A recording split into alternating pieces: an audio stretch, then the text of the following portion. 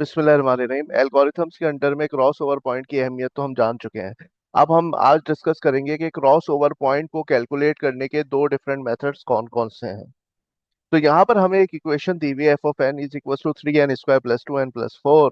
और जनाब यहाँ पर हमें मालूम करना है बिग ओ के लिहाज से, यानी अपर बाउंड के लिहाज से हमें मालूम करना है कि यहाँ पे ये जो फंक्शन है कब कम होगा जी ऑफ एन से, कांस्टेंट की क्या वैल्यू होगी और क्रॉस ओवर पॉइंट की वैल्यू क्या होगी।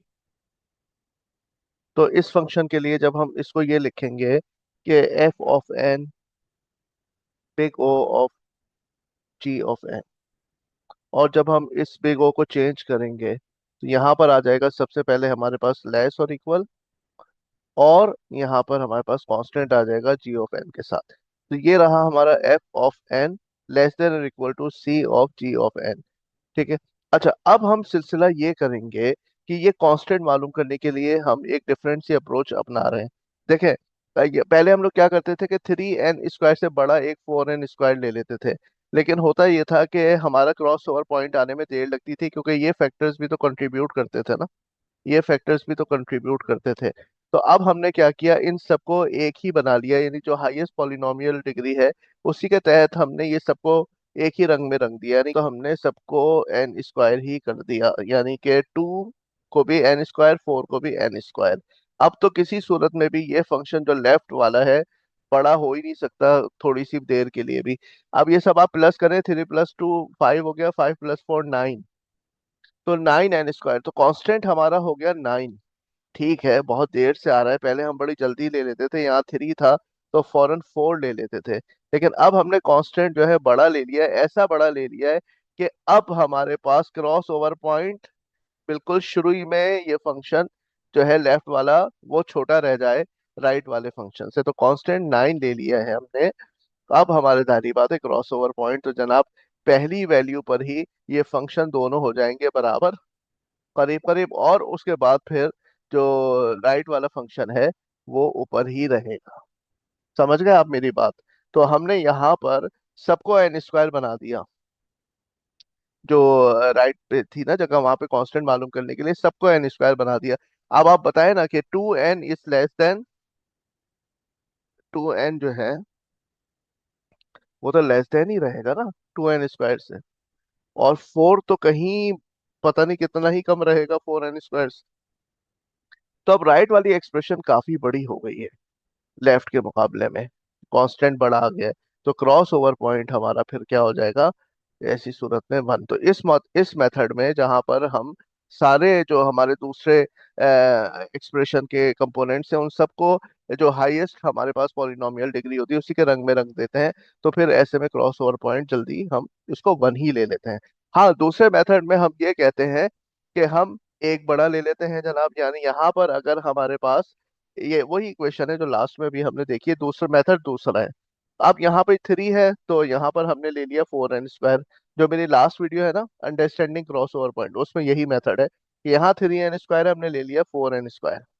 अब हमने ये बहुत ही करीब लिया है, लेकिन ये जो दो फैक्टर्स हैं ये भी तो चुपके चुपके से देख रहे हैं ना, और ये अभी इतनी जल्दी इस फंक्शन को जो है लेस होने नहीं देंगे इससे।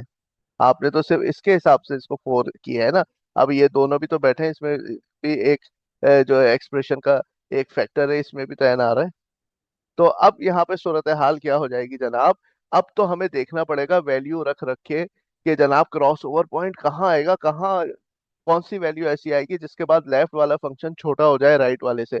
अभी आप देख लीजिए कि जब मैंने एन को 1 रखा है, हाँ यहाँ पे आप देखें ये एन मैंने 1 लिया है, तो आपने यहाँ पे 1 पुट किया, 3 × 1 + 2 × 1 + 4, ये तो आ गया आपके पास 9। और ये जो है सूखे मुंह के साथ 4, और एन की वैल्यू 1 का स्क्वायर 1, तो ये आ गया 4। अब आप मुझे बताएं कि एफ ऑफ एन कोई लेस है जी ऑफ एन से? हरगिज नहीं, बिल्कुल लेस नहीं, तो बड़ा है। दूसरा, जब आपने 2 लिया तो 3 × 2 था, बल्कि 2 का स्क्वायर 4, 3 × 4 = 12, प्लस सेकंड है 2 × 2 = 4 +4, तो ये हो गया 8 और ये हो गया 12, यानी कि 20। और 4n² का बेचारे का क्या हाल है, 4 और n जो है आपका 2 है ना, तो 2 का स्क्वायर वो भी 4, तो 4 4 द 16। अभी भी जो है लेफ्ट वाला फंक्शन वो लेस नहीं है, ग्रेटर है। अब यहाँ है 3, तो अब ये करीब करीब आ गए, करीब करीब आते हुए लग रहे हैं। अभी भी लेफ्ट वाला फंक्शन ग्रेटर है राइट वाले फंक्शन से। हाँ, जैसी वैल्यू 4 आई ना, तो 4 पर क्या हुआ कि लेफ्ट वाला फंक्शन 60 और 4n² जनाब आगे बढ़ गया, और वो हो गया 64। फिर हमने 5 को भी चेक कर लिया, चले कोई बात नहीं। 5 पे देखा तो लेफ्ट वाला 89 और वो 100, फासला बढ़ता चला जा रहा है।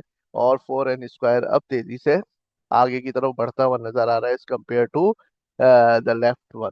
तो वो बात इस्टेब्लिश हो गई कि F of N is less than T of G of N, but when when C is 4 N, इत्तेफाक से एन नॉट इज ऑल्सो 4। हाँ, ये इत्तेफाक है, इसको ये मत समझिएगा कि हर दफा वैल्यू सेम आएगी। कांस्टेंट भी 4 है और क्रॉस ओवर पॉइंट भी 4 है। अच्छा जनाब मेरे प्यारे स्टूडेंट्स, अब आपको इसको अगर थोड़ा सा आप ये करना चाहते हैं कि इसको सिंप्लीफाई करके करें तो भी कोई हर्ज नहीं है। मिसाल के तौर पे आपने क्या किया यहाँ पर, इस स्टेप के बाद आपने क्या किया कि 3n² को उधर भेज दिया, यानी 2n+4 यहाँ रह गया, 2n+4 इस साइड पे रह गया, और इधर आ गया 4n² -3n²। ये 3n² आपने उधर ट्रांसफर कर दिया माइनस से, तो यहाँ पे बचा 4 में से 3n² निकल गया, 4n² में से, तो ये बचा n², और यहाँ पे 2n+4। ठीक है, तो अब इन दोनों के दरमियान भी यही चीज होनी चाहिए। तो आप चाहे तो इसका टेबल बना ले, इसको एफ ऑफ एन ले ले, और इसको जी ऑफ एन ले ले, तो भी यही 4 पर ही क्रॉस ओवर पॉइंट आएगा। ये देख ले आप, ये मैंने लेफ्ट पे वर्किंग करके दिखाई है। तो अगर मैं एन की वैल्यू 1 लेता हूँ, तो आपके पास यहाँ पे देख ले 2n+4 है ना, F of N, F of N ये है आपका। और जबकि जी ऑफ एन है खाली n²। तो n की वैल्यू 1 के लिए 2 मल्टीप्लाई बाय 1+4 यानी कि 6, और 1 का स्क्वायर 1, तो 6 is less than equal to 1, no. ठीक है, आपने नो। फिर 2 पे आपने चेक किया इसको, 2 2 था 4, 4+4 8, तो लेफ्ट पे 8 आया, जबकि 2 का स्क्वायर 4, अभी भी लेस नहीं है। 3 पर आपने देखा तो यहाँ पे 2 मल्टीप्लाई बाय 3 6 +4 10, और आपके पास राइट पर आ गया 3 का स्क्वायर 9। लेकिन जैसी वैल्यू 4 आई, तो ये हो गया 2 × 4 8 +4 12, जबकि राइट पे 4 का स्क्वायर 16। अब ये फंक्शन जो लेफ्ट पर है ना, वो स्मॉलर है एज कम्पेयर टू राइट। ठीक है, तो यहाँ पर क्रॉस ओवर पॉइंट की वैल्यू आपके पास आ गई 4। और कांस्टेंट क्या रहेगा यहाँ पर आपके पास, जी कांस्टेंट आपका वही रहेगा जो ऊपर था, यानी कि 4n²। उसकी वजह यह है कि आपने इसको सिंप्लीफाई कर लिया था, और इसलिए सिंप्लीफाई किया था ताकि ये आपका क्रॉस ओवर पॉइंट निकालने में थोड़ी जल्दी हो जाए, बजाय इतनी बड़ी कैलकुलेशन 3n² + 2n+4 करने के। अब 2n+4 लेफ्ट पर है और राइट पे n² है, तो जल्दी जल्दी आप कैलकुलेट कर लेंगे। लेकिन याद रखिएगा कांस्टेंट 4 ही लिखना है, कहीं ऐसा ना हो गलती में 1 लिख जाए। हाँ, आप कहेंगे भाई जी ऑफ एन तो n² है ना, तो ये 1 है, और ये जो है ना एफ ऑफ एन जो है वो 2n+4, तो भाई ये भी तो देखो कि यहाँ n है वहाँ n² है।